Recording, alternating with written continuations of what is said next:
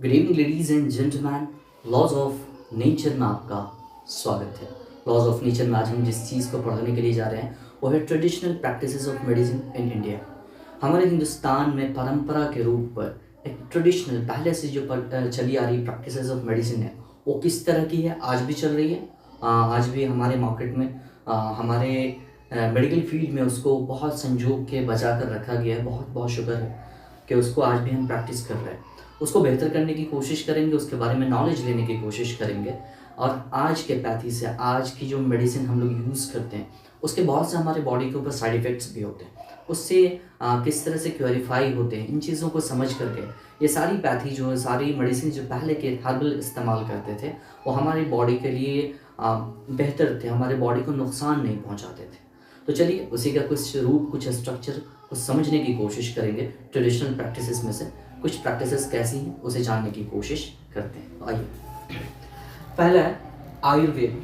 One of the oldest medical system. Ayurveda जो एक बहुत पुराना एक मेडिकल सिस्टम है, मेडिसिन का क्योर करने का एक सिस्टम है, जो कि Ayurveda emphasizes balance among body, mind and spirit.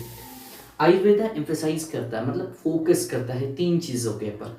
एक तो बॉडी के ऊपर, दूसरे mind and spirit.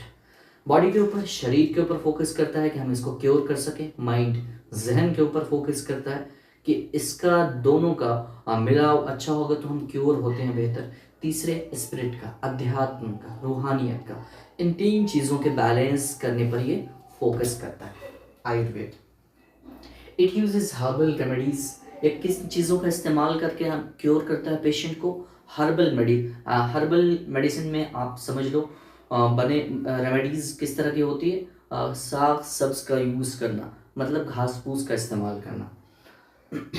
Herbal remedies. Dietary changes. Diet में क्या क्या चीज़ें चेंज करनी है, बदलनी है, किन चीज़ों के सोर्सेज को बढ़ाना है, किसको कम करना है, उसकी कुछ चेंजेस से ठीक करते हैं पेशेंट को योगा के ज़रिए से। योगा जो कि हमारे हिंदुस्तान में बहुत फेमस है, हमने आज शायद इसको कहीं ना कहीं भुलाया है पीछे, बट इसका जो रियल प्रैक्टिसेस करते हैं जो लोग, बहुत हेल्दी रहते हैं योगा की प्रैक्टिसेस के ज़रिए। Detoxification techniques. डिटॉक्सिफिकेशन मतलब अपने बॉडी से वेस्ट को बाहर करना। वो आपको कई ऐसे रेमेडीज बना कर देते हैं जिससे आप अपने बॉडी के आंत को, इंटेस्टाइन को डिटॉक्सिफाई करते हैं, अपने बॉडी से वेस्ट चीज़ों को बाहर करते हैं। दूसरे पे आते हैं। दूसरा है यूनानी medicine, originating from Greek and Persian sources. यूनानी मेडिसिन कहाँ से ओरिजिनेट होती है, कहाँ से शुरुआत होता है इसका? ग्रीक या फिर पर्शियन से। Persian is related to France. Unani focuses on balance of body humours. Unani focus करता है किस चीज़ को? बैलेंस करना। किस चीज़ को? हमारे बॉडी में ह्यूमर को। Humour is related to the blood, phlegm, जितने भी लिक्विड हमारे बॉडी में केमिकल के रूप में बह रहे हैं उन चीज़ों के बैलेंस करने पर फोकस करता है। जैसे कि ब्लड है, फैल्गम है, येलो बाइल है एंड ब्लैक बाइल है, इसके बैलेंस पर फोकस करता है। Treatments include herbal medications. ये भी ट्रीटमेंट के लिए हर्बल साग सब्ज का इस्तेमाल करते हैं। Dietary recommendations. डाइट में कौन सी चीज़ें ऐड करनी है, कौन चीज़ें कम करनी है, उसके रिकमेंडेशंस देते हैं आपको। And therapeutic techniques like cupping. और थेराप्यूटिक टेक्निक्स जो कि कपिंग थेरेपी, हिजामा थेरेपी, आप लोग अवगत होंगे, इस चीज़ को जानते होंगे। उस चीज़ के ज़रिए भी आपके बॉडी को डिटॉक्सिफाई करते हैं, साफ़ करते हैं। कपिंग थेरेपी मैं आपको इसको किसी दिन बहुत अच्छे से एक्सप्लेन करूँगा। इस चीज़ के बारे में हम लोग के फिजियोथेरेपी में भी इसको बड़ा एलोबरेट करके, एक्सपैंड करके पढ़ाया जाता है।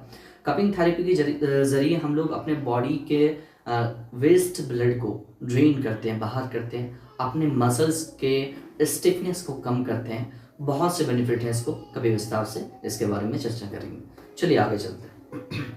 सीधा मेडिसिन प्राइमरीली प्रैक्टिसेस इन तमिलनाडु। सीधा प्रैक्टिसेस जो है ना, मेनली कहाँ इसकी प्रैक्टिस होती है? तमिलनाडु की तरफ, साउथ की तरफ। Siddha is similar to Ayurveda but emphasizes alchemical practices and spiritual components। ये जो सीधा जो है ना, सीधा की जो प्रैक्टिस है ना, मेडिसिन जो है ना, इसकी प्रैक्टिस थोड़ी बहुत मिलती जुलती है आयुर्वेद से, मगर मेनली ये जो फोकस करते हैं किस चीज़ को? अल्केमिकल प्रैक्टिसेस, केमिकल्स के प्रैक्टिसेस पे, एंड स्पिरिचुअल कंपोनेंट्स और अध्यात्म के, रूहानियत के प्रैक्टिसेस पे ये फोकस करते हैं। It uses minerals.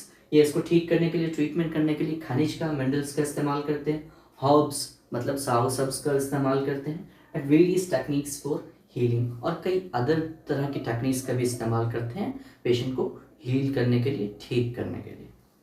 चौथा आते हैं होम्योपैथी।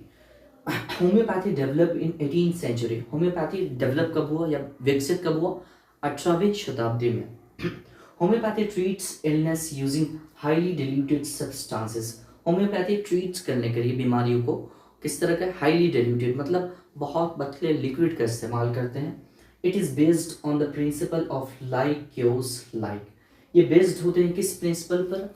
लाइक क्योर्स लाइक, मतलब जो भी मेडिसिन आपको भेज देंगे ये आपको क्योर करेगा, ठीक करेगा, इसका कोई साइड इफेक्ट नहीं होगा, ये क्योर ही करेगा, नहीं करेगा तो न्यूट्रल आपके ऊपर इसके इफेक्ट हो सकते हैं। आज के लिए इतना ही। आशा है कि मैं इस चीज़ को आप तक ला सकूं। ये आपके पसंद पर मुनहसर करेगा कि आप इसे कितना चाहते हैं, कितना जानने की कोशिश करते हैं, अपनी ट्रेडिशनल मेडिसिन को, प्रैक्टिसेस को कितना पहचानना चाहते हैं, जानना चाहते हैं। आज के लिए इतना ही। Thank you very much.